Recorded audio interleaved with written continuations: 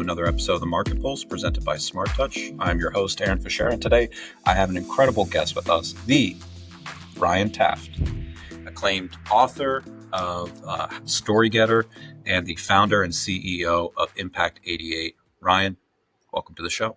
Thank you so much. Good to see you, man. How you been? It's great. It's great. I'm glad we bumped in. I mean, seeing each other all over at conferences and run around like a madman at IBS. So I finally got you in a corner and I can finally talk about, and share what we've been discussing too. And, what really struck me, and for those that don't know Ryan, he is the Sherpa, the guru when it comes to new home sales training. And it's revolutionary when it comes to the approach that you're coming to, because you're really shifting the paradigm from process to people. Yep. And I know that can be a little bit cliche, and we're going to dive further into that, what that really means and how that's kind of changing the way we're approaching new home sales, which, in today's world, we do need to change our tact and our approach. But before we jump into that, Ryan, how'd you get involved? Where did it all start? Like, how do we go from young Ryan to captain of industry, Impact 88? Oh my gosh. How much time do we have? As much time as this is the luxury of this show is. All right, everyone, buckle up. It's for us. It's for us. So go for it. Go. I was born a small child. No, I got in the industry in my mid-20s, and I kind of feel like it was a little bit of fate. And I say that because my grandfather was a new home salesperson. My dad sold real estate on the side. He was an actor, bartender, and he sold real estate. My aunt was a realtor. My brother was a permits processor. My uncle was an architect. So there's very strong ties. So I'm not really You construct a village within the village. Yeah, that's exactly correct. And so when the time came for me to get my real estate license in 2000, I was looking around wondering what I was going to do. And I actually was sitting in my real estate class, and they had a guest speaker come in, and the speaker had a training school, and she said, new home sales is the place to be. And then she said the magic words that I think is what did it for me. She said, your first year, you could make $70,000. And I was like, hold the phone. Are you kidding me? And so the next thing you know, I'm applying. A starving college kid. That's pretty much it. I'm like, that sounds magical. So I applied. I got the interview. I got hired, surprisingly, and I have not looked back since. So it's 24 years later, and it's arguably one of the best decisions I've ever made. So that's how I got in the industry. I know that doesn't answer all your question, but I'll pause just so that you could laugh, throw up, whatever makes sense. No, because that's, when we were talking, and one of the stickers that I actually have on my wall was, and it kind of stopped me, was your phrase, don't be a weirdo. Don't be a weirdo. Yeah. And you were saying, this was kind of a little bit of the genesis or the ethos of Impact 88 and process over people. People over process. Because you were explaining just how, we're so induced with process and, scripts and how to be that you kind of almost lose your humanity. So, to that point, to that evolution in your story, how did you come to this revelation and this approach? It doesn't, I think people instinctively get where I'm coming from when I say people over process, because anybody who's watching this right now, whether you're a salesperson, you're a sales leader, you're just in the industry, you probably are aware that we do mystery shops, right? And then you'll get like I've seen it a million times, like, oh my gosh, let's give them a hand. They got a 98. And then you watch the video and you're like, what is this person doing? Like their communication skills suck. They couldn't sell their way out of a paper bag. And but we're celebrating that they got a good score. And I've always just thought, well, there's a disconnect there, right? Well, and I'm a little bit unfamiliar. Maybe some, like, what you've gone in secret shop. What are some criteria that you're looking for?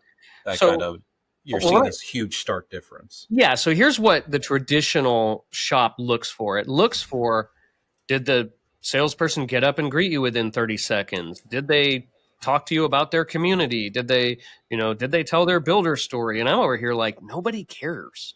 Like, I don't even want the waiter to tell me the specials. I don't care about the specials. I know what I want to order. Just please make this fast. And so the criteria that I look for are the soft skills. Like I'm so uninterested in your shop score. I'll watch your video shop 3 times, but I'll only watch the first 5 minutes. And here's what I'm looking for. I'm going to watch it the first time, but I'm going to mute it. So I'm just watching your nonverbals. The second time, I'm going to play it, turn the volume up, but I'm not going to watch you. I'm going to listen to you. And then I'm going to watch it the third time all put together because I want to see how you're communicating. What does that look like? And what happens is when we're too overly focused on our sales process, the soft skills go out the window. And here's when I noticed it. It's when you hear a customer say something that would be like the biggest like hook for you to grab onto, and the salesperson is like completely missed it. Looking at the check marks and Yeah, the check boxes without did I actually. talk about the warranty? I did. I got it. Like, no. And so we're missing the human element because look, let's just can I be honest rather than nice here? Like this, we can do that here, right? Yeah, I, I'm Do not held you, to any yeah, you standards. can do what we do what we want here. Okay, so here's the reality. Do we think about a conversation process when we're going to go meet with a friend for coffee? No, Probably not not. necessarily. No. Do we overly script out a process for when we're going to connect with a person? No. You just are interested in their life and their life story starts to pop out. And then you start to say things like, well, wait a minute. Why did you make that call? What did you do? What happened there? What did she say? Like we start asking the curious questions.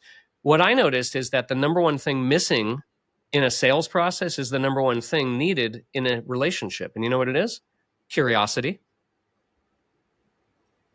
That's if you Yeah, yeah, take curiosity out of your marriage, you're gonna have problems.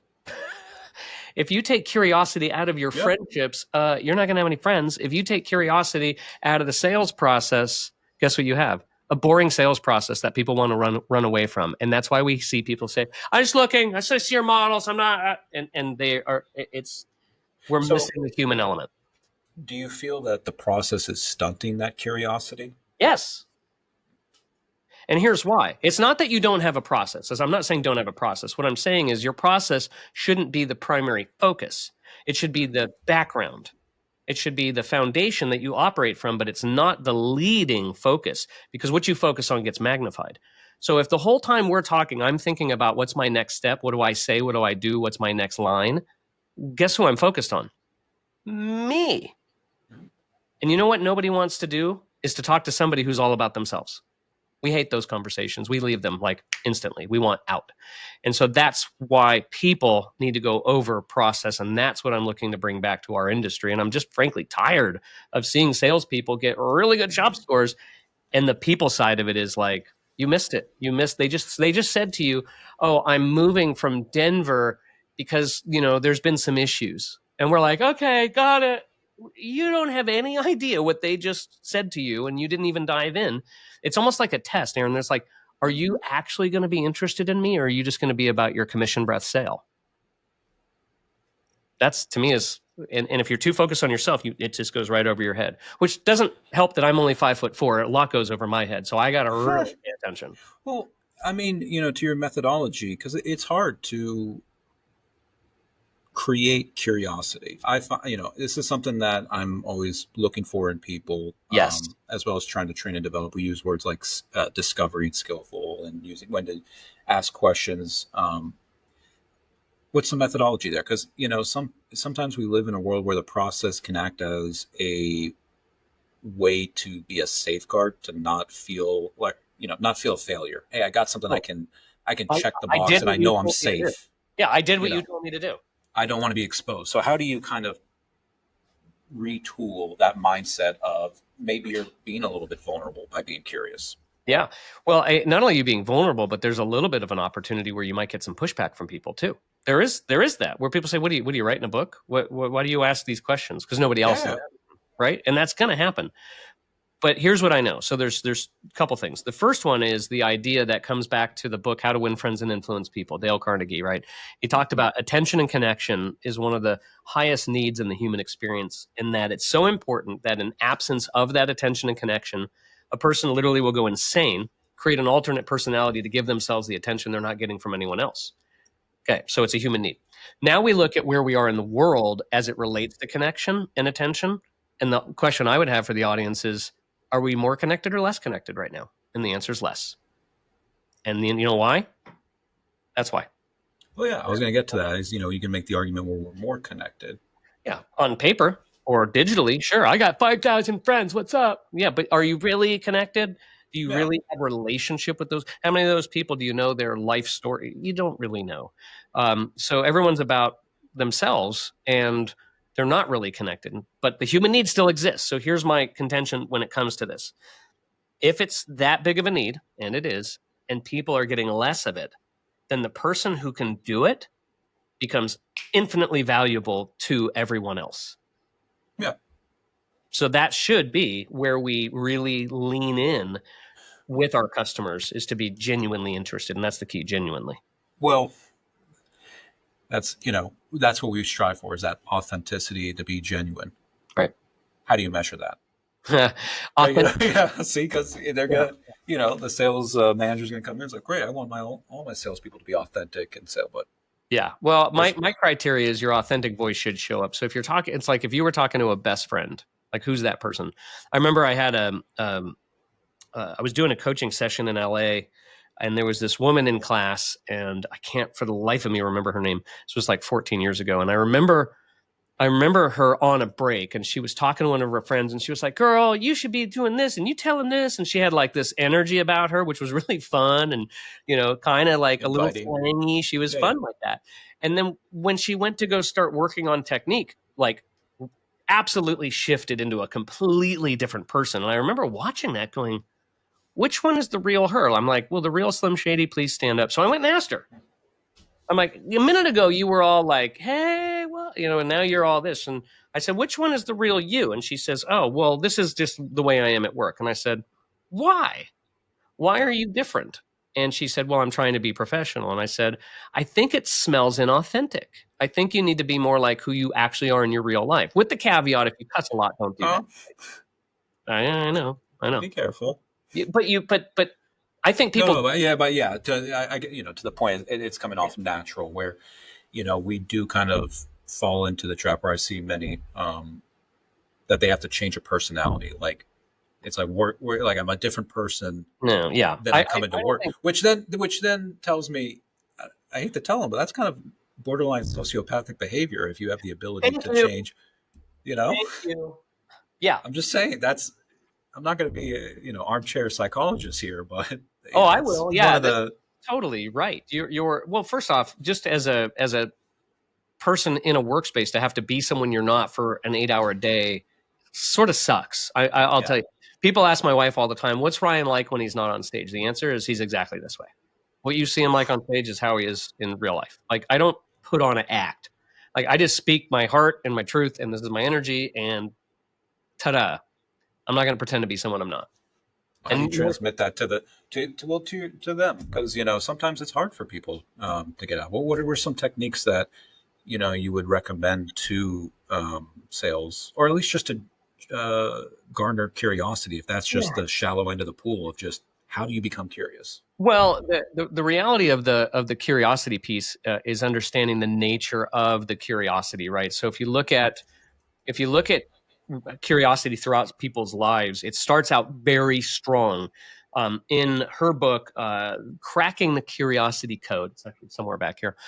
Diane Hamilton talks about the two types of curiosity. And look, there's so much on curiosity. I read probably 25 research papers and multiple books on this, but her book really just honed it down for me. Two types. One is called trait curiosity. It's the type you're born with, right? If you put a baby in your arms and you're wearing a necklace, that baby's going to put that in its mouth and it's curious. It's trying to figure out what's going on. That's what babies do. Um, and children in and of themselves have this innate curiosity. I remember when I was a little kid asking my brother, who's 5 years older, why? And I remember him getting really pissed at me. And he's like, if you say why one more time, I'm going to beat the crap out of you. And I looked at my paws. I go, how come? Like, I mean, you're just curious. Uh, there's a child psychologist out of the UK, Dr. Sam Wass, and he did a research on children and their curiosity. And he came to the conclusion that the average child asks 73 questions per day. Now, some of the audience members were like, my child's a little above average, right? But 73 was the average. Okay, how many of the adults? Well, when you look at the adults, this is what he said. He said something really interesting happens after the adolescence, and that curiosity takes a sharp decline. And he called it the teenage years, because if you ask what are the average number of questions that a teenager asks, 3 per day. What's for dinner? Can I have food? Can I have money? And can I take the car? Those are the 3, right? That's it. Yeah. If you're lucky. If they're lucky. So what Diane Hamilton talks about is that trait curiosity dies off. But the second type of curiosity is called state curiosity. And that's where you choose to be in the state of being curious. But it's a muscle that you have to actually work out. It's not like your heart or one of your systems that does it automatically. You actually have to activate it. So here's how you do that. You have to practice. You have to practice being curious. And sometimes it's tough, because as we get older, we're like, yeah, I know that. I know where you're going with this. And sometimes we complete people's sentences and we steal their stories from them because we want to hurry them up. Oh yeah, you're probably doing this. Oh yeah. And I'm just going to tell you, people hate that when you steal their stories. It drives them nuts. So how do you practice it? Well, there's a couple of things I recommend people do. Number one is go watch Jimmy Fallon interview someone. It's the first thing. That dude has great ratings, and I'm convinced he has the best ratings of any late night talk show person, simply because he's genuinely interested. If you watch him, you can hear it in his voice. He's not like, oh, that's interesting, tell me about that. He doesn't say that. He's like, what happened? What'd you do? What did she say? Like, he is in their story. Yeah. So he's a great model for that. But then the second thing is applying that.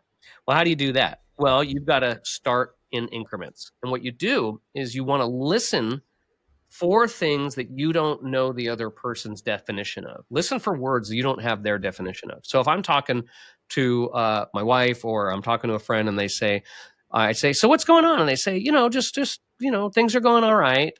I say, all right, like, what do you mean? And they go, well, work's been challenging.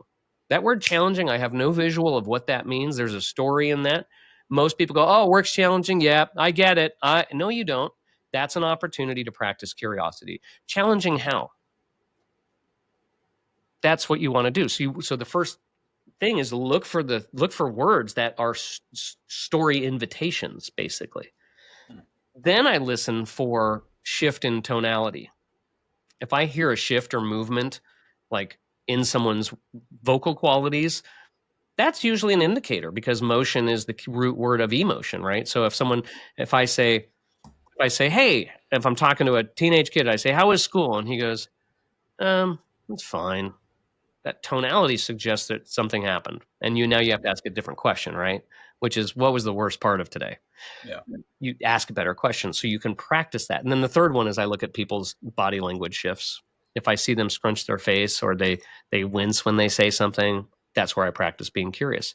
So observing and listening is really, really an important part of this. But you got to practice something, Aaron, that I call going deep in conversation versus going wide. Let me illustrate that with you real quick. Okay. I'm going to ask you a series of questions. You just answer them. And then I'm going to ask the audience to think about this for a second. All right. Where did you go to high school? Stephenville. Great. What's your favorite color? Red. What kind of car do you drive? Truck. Toyota. Best concert you've ever been to? Recently, when we were young, festival, Green Day, Offspring. Basically, I got to pretend like I was 14 again. Is that Southwest by Southwest, or was that Lollapalooza? Or what? No, when we were young, out in Vegas. Oh, okay, got it. Okay, so that was it. Okay, and then best vacation you've ever been on? Probably Hawaii. Okay, great. So the question for the audience is, was I being curious? And the answer is no. I asked a lot of questions, but I changed topics too quickly. Yeah.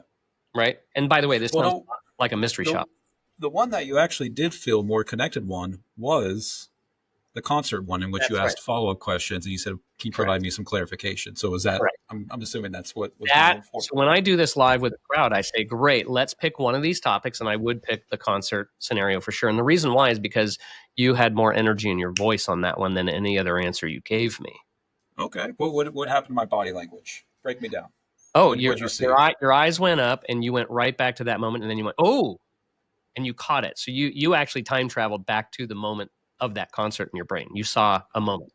That's what just happened. So the eye movement up is indication of someone reminiscing. Correct.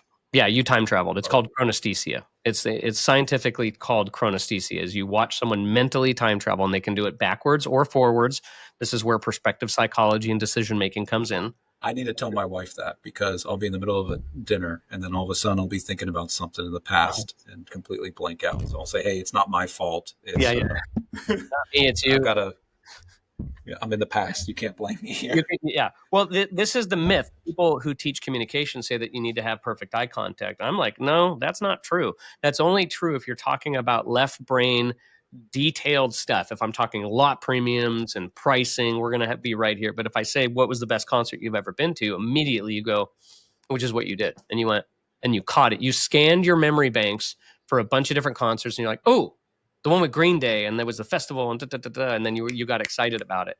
And so I could come up with 15 follow-up questions. Where'd you sit? Who'd you go with? What was the best song? Who was the best band? Why was And then it? before I know it, I just bought a house. So Ryan, you turned that one around. Well, this But is no, but you developed that connection, and I saw it too from internally. So that's yeah. amazing. I Now, like it. what's interesting though is the danger or the nemesis of curiosity is stealing the story, right? Because and it's in our nature to do it. Everyone does it. When you said, "Oh, Green Day was there," I wanted to say to you, and this is a control that I work on, and everyone needs to. I worked on shutting up because I wanted to say, "Oh, I saw Green Day back in 1998," and I wanted to tell you about my experience. And people do this and they steal the story, which kills the emotion and makes it you not curious. It makes you make it about you. Yeah. But now, if you can't control yourself, you can do what I call a tilt back. You go, oh yeah, I've seen Green Day a couple days. When did you see him? Like, what was that? And I'm right back to you. I let you know I get you, but back to you. That's a tilt Yeah. back in communication. But that's how you practice curiosity. Is I'm looking for those little tells and those little things to practice, and see if you can go 5 to 10 minutes without sharing anything and just asking questions and practice that depth communication. That is a skill that is severely lacking in our world today, particularly in the sales process. Well, and for yourself in that moment, and on the flip side, what are some techniques or methodologies that you've embodied to kind of, like you said, you were about to jump in there and make that story? How do you? Because not only are you training to be curious, but you're also trying to train to be discerning and Uh-huh. almost Observant. observe. Yeah. Yeah. So how do you kind of what's a methodology in that one or techniques you would recommend? Well, Or what works for you? I know it's yeah. probably different for every person and different triggers. Yeah, well, here's what the first is having the right belief structure that I believe everybody has a story. That's the first thing. Everyone does. People, oh, I'm just looking. You have a story. You didn't come here for fun. You have a story. Anybody has a story on anything. It's just a matter, are you curious enough to get it? So that's my first thing is my belief is you have a story. It's just, am I good enough to get it? So that puts the onus on me to be curious about it. Because some people say, oh, they didn't really have anything. They weren't really interesting. They were boring and they were bad traffic. And I'm like, or you just kind of sucked at asking questions. If you own up to that, maybe you didn't ask great questions. Because I mean, look, every one of us has had this happen. You're like, oh, there was crappy traffic. And the next thing you know, they bought across the street at the other builder. Happens all the time. So we have to look at the quote, and I love this quote from Jim Rohn that says, don't wish it were easier, wish you were better. If I wished it was easier, then it's your fault. And it's the buyer, they suck, and it's my competitor, and it's their fault, and it's my sales manager's issue. But if I say, don't wish it were easier, wish you were better, then that puts it on me to level my communication up, level my curiosity up, level my observant up. So it starts with that mindset that says everyone does have a story. Then the other piece of it is, how do you know when you've gotten the story? How do you know? Well, if there's any marketing people watching this, there's a book I highly, highly recommend. Another one that I researched quite a bit called Stories That Stick by Kendra Hall. Stories That Stick by Kendra Hall. Stories that stick. Yeah, Okay. I've got it up here somewhere. I don't know. It's one of these many books. I love this book. In fact, there it is. Right there. Here's the book. Stories That Stick, Kendra Hall. Boom. In here, she talks about the components of storytelling, right? So for example, I've got it right here. She says that every story has identifiable characters, authentic emotion, a moment, like a specific moment, and specific details. Well, when I'm being curious about somebody's life or their moving story or anything, I know I've probably done a good job getting their story if I can nail those four things. If I can be like, oh, I know who the characters are. Oh, I know what the specific moment is. I know what the authentic emotion was and the details. If I could hire, here's my sort of my litmus test. My dad was an actor. I grew up in LA. If I could hire some actors and a film crew and capture the moment that this buyer decided this is the reason I want to move, I probably got the whole story if I could do that. And so I practice that when I'm in normal conversations outside of work. And I think that's the key to this is you have to practice not with a buyer. Okay. So don't put yourself under live fire. No, I wouldn't put myself under live fire. It's funny that you say that. I do tactical training and, I go to the range and I practice things that situational stuff that aren't in the situation. Like you don't want to practice, like the first time you practice, it should not be with a live buyer. Yeah. Right. That's exactly right. It's a good question though. How do you do that? How do you practice? Well, I mean, so we're talking about large shifts in how the status quo or current norm sales professionals are operating. Mm-hmm. With as the housing market's evolving, you have new skill or new tools like we talked about with the phone and everything's being connected. You have to digital, you have email, phone call, on site. What are the skills that the next line of sales individuals need to start honing in on? Yeah, there's a lot to unpack with this question because the skills are Please. vast. You're right. You're spot on. Let me answer that by sharing a question I got recently in a training that I was doing. Someone raised their hand and they said, "Do you think salespeople will be necessary in the future?" Fair question. Absolutely fair question. With all the tech, I mean, we've got Yeah, I get that at every AI discussion. Oh, yeah, so someone's going to take jobs. No, yeah. it's not. But I mean, what's your take? Well, my answer is it depends. And the reason I say it depends is because if you're a sucky salesperson who only knows how to get bedroom count and time frame, I don't need you right now. I could replace you today if that's your strategy. I could put an iPad on a stand that Yeah, says how many bedrooms, what's your time frame. I could do that today, and I don't need you. But when you look at the convergence of things like all the two-letter things, VR, AI, AR, all of this stuff coming together, I don't think they replace human relationships. So I think we lean in on the curiosity. We lean in on the idea that we're not selling homes, we're selling life improvement. And if you get that figured out, all of these things become tools to help you do that. But I do think that every generation gets lost with some sort of tech upgrade, right? My father was born in 1928, and he got left behind when everything went streaming. He made it all the way to DVDs. Good for him. The minute it went streaming and Netflix, he was out. He's like, I can't. I don't know. Give me my VHS. I don't know what to do. Right. I think that this generation today, if they don't get on board with the basics of AI, and stuff that you guys do, things that people are bringing from a tech's perspective, I think that they get left behind for sure. Because if you can't look, if you're not even shooting videos right now, you're already yeah. getting left behind, let alone Chat GPT. So I think you got to have curiosity, but then you also have to be on the cutting edge of some of the tech stuff. Sounds like a lot of work. It, No, I it, mean, for those that are not familiar in doing the practice, it can be because you can't just expect to grow and keep doing the same things you're doing. no, you can't. Well, there's the old adage that says, how long you've been doing a job doesn't mean you have that much experience, right? Just because you've been in an industry 20 years doesn't mean you have 20 years experience. If you haven't learned or grown in that 20 years, you're just kind of in Groundhog Day repeating the same year over and over and over. I just did a session with a team 2 days ago where we incorporated AI into follow up. 90% of them had never even touched it. Well, that's a game changer because those types of tools, I mean, you'll just get your lunch eaten and the bag will get popped if you don't know how to leverage, SEO, AI, just how do I build a follow-up plan? What does this look like? And the reason is because you will be slower than everybody else. Yeah, you're playing catch up at this You're point. playing catch up. The person who's sitting there hand typing every single thing, who doesn't even know how to type, and they're sending out emails that way to do follow-up, versus the person who's on ChatGPT building an 8-week follow-up plan and social media presence and filming it and going. And by the way, it's so easy to do. I got a success story. I got a guy in the Dallas area, actually, John, who the first time I got a hold of John, he'd never shot a video. He was not wanting to do video at any level. He was a hunt and peck on the keyboard kind of guy.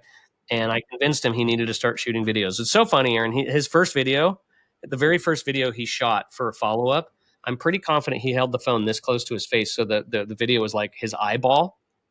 Well, so And I'm like, send it. yeah.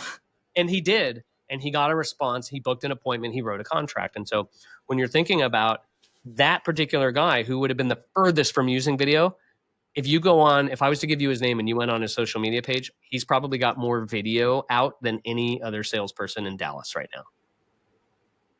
He's like, this is awesome. This works. And I'm like, yeah, I know that. But here's the key. He's coachable. Don't wish it were easier, wish you were better. That's so you've got to be able to lean into those things without a doubt.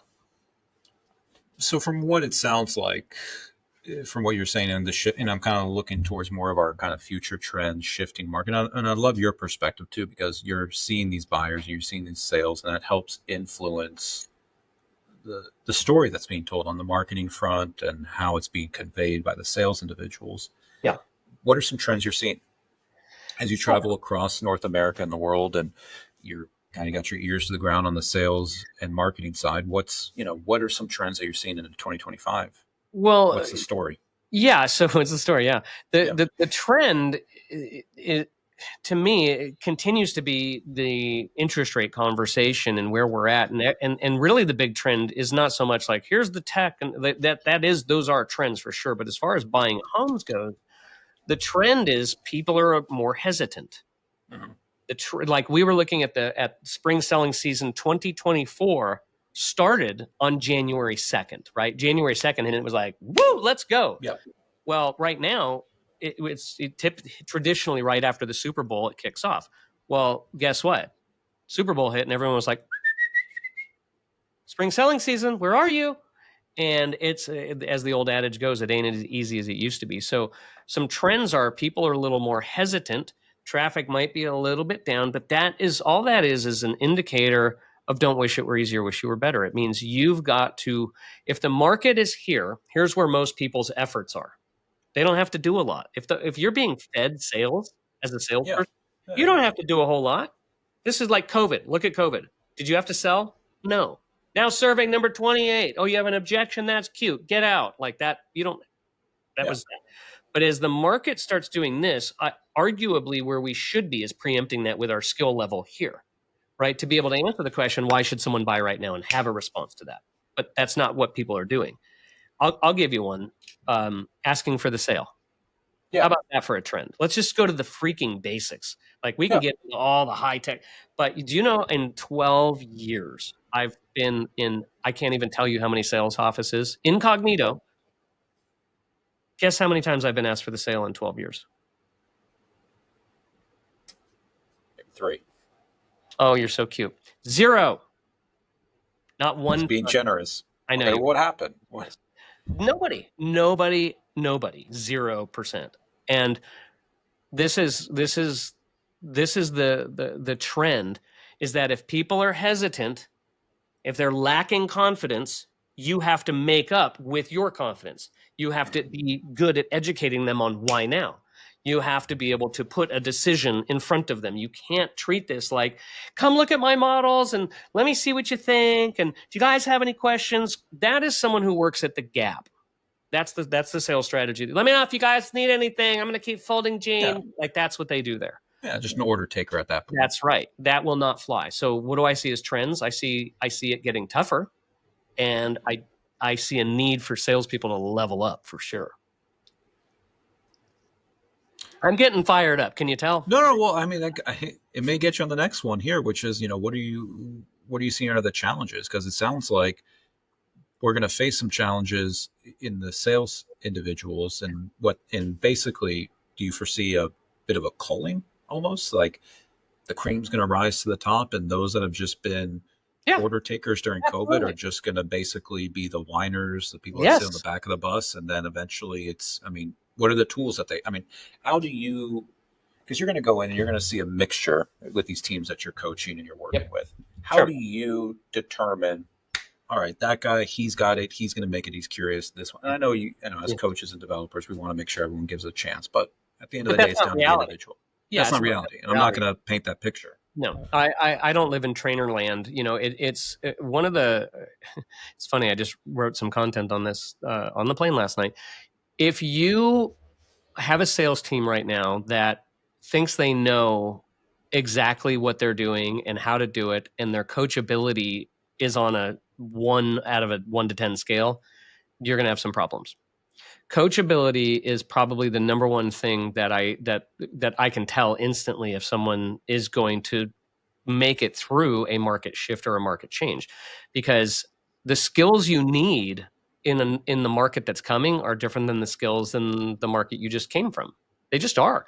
If you went through COVID, we just talked about overcoming objections. Well, you need those skills right now. You didn't need them in COVID. And so if you're not constantly in the learning mindset, if you're not seeking out how to get better, how to grow, how to learn. I got a phone call yesterday from a seasoned sales pro out of Boise named Adriana. And she's like, I have a million questions for you. I'm so excited to learn. Well, that's a coachable person. She's going to make it. So that's how I know. If you've got the attitude that I've been doing this for 20 years. I you know what? The older I get, the dumber I realize I am, and that pride is the fall of man. And so that's the number one thing I look for is, does someone recognize they need help, right? Yeah. Or not? Or do you think you got it? Because if you think you got it, you're not going to listen to my coaching for sure. I'm just trying to push a rope up a hill. That's, well, It's a good visual. yeah, that's a good visual. It took me a second to. I mean, well, what advice would you give? I mean, if you're a sales manager and you're assessing your team and you're saying, where do I start from? I mean, what would be your advice? Well, I would put them all on a coachability scale. Number one is to ask, how coachable is my team? I ask when I'm interviewing clients to work with, and I do interview them.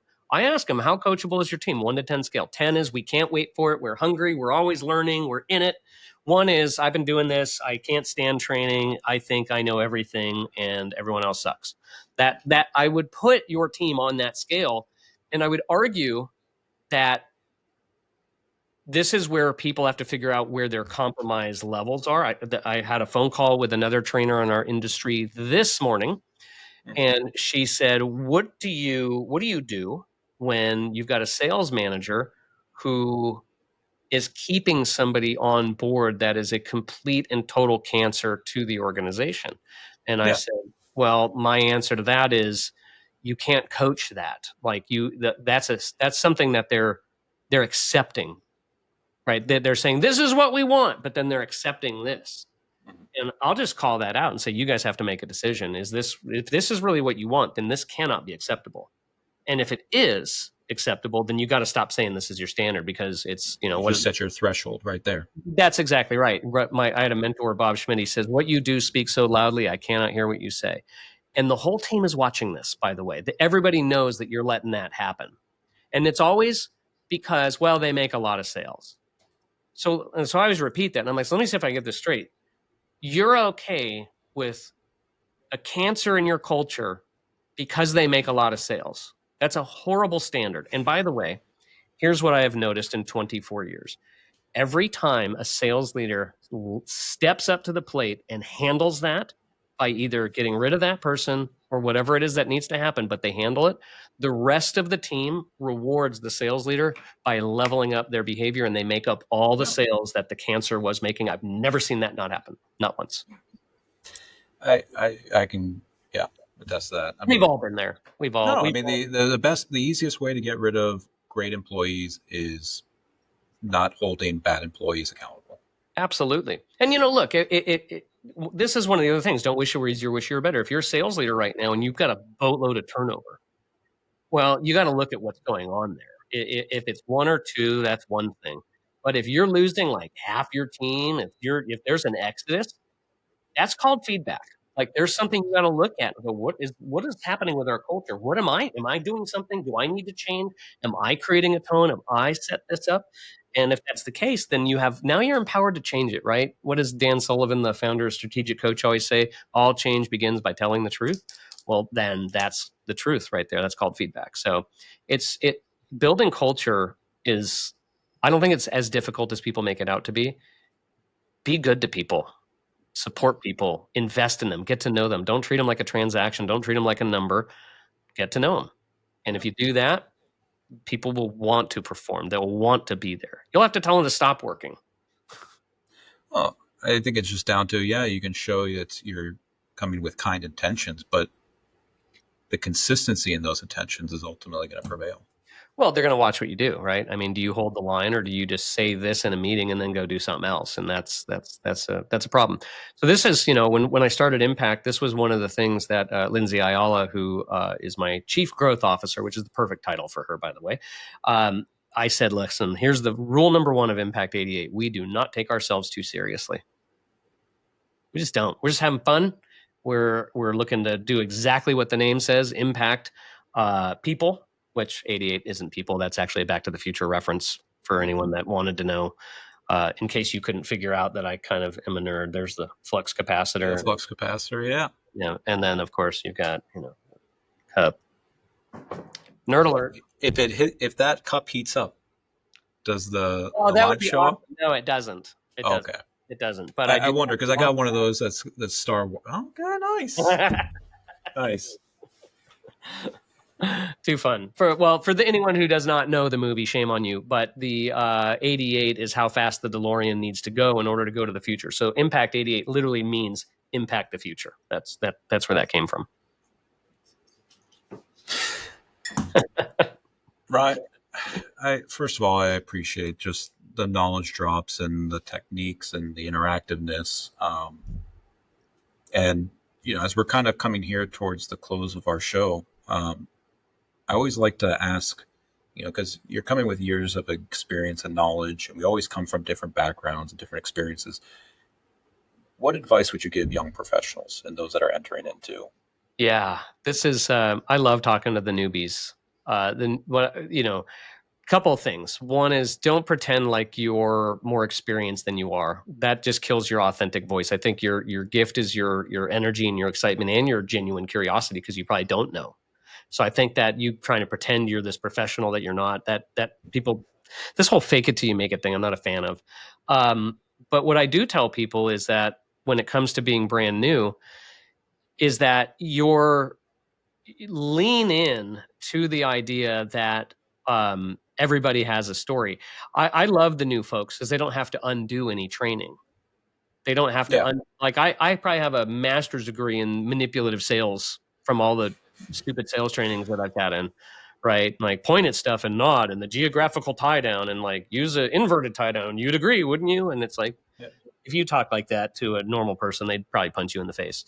So, I tell them, lean into the learning piece of this. Stay curious, always stay a student, because the minute you think you've got it figured out, and I can see it. I had someone I coached in Austin, in the Austin market, who used to wear, like, she was brand new to the industry, and she always came in like bright colors. She had on powder blue outfit or pink outfit, and she had this personality. And then after about 2 years, one day I came into the training room and she was no longer sitting in the center. She was sitting off to the side wearing all black. And like, I was like, oh, she's a veteran now. And you could see it in her clothing and the way she carried herself and everything else. It was like, yeah, okay. And she lost that excitement, that curiosity, that newness. And sales is a transfer of emotion. And so new people hold on to that excitement and that curiosity throughout your whole career, and you will never go south with it. Stay a student, stay learning, because you never know it all. I'm to this day, that is very true for me too. I'm always looking to learn, grow, figure out what I don't know. And the older you get, the more you realize you don't know. So stay humble. That'd be my advice. No truer words. Couldn't agree more, Ryan. Thank you, sir, for joining today. Hey, thanks for having me. This is a blast. I'll have to hit you up next time I'm in Austin. We'll go grab a bite. Let's do it. And for Awesome. those that are listening, thank you. We'll catch you next time on the Market Pulse. Have a great day.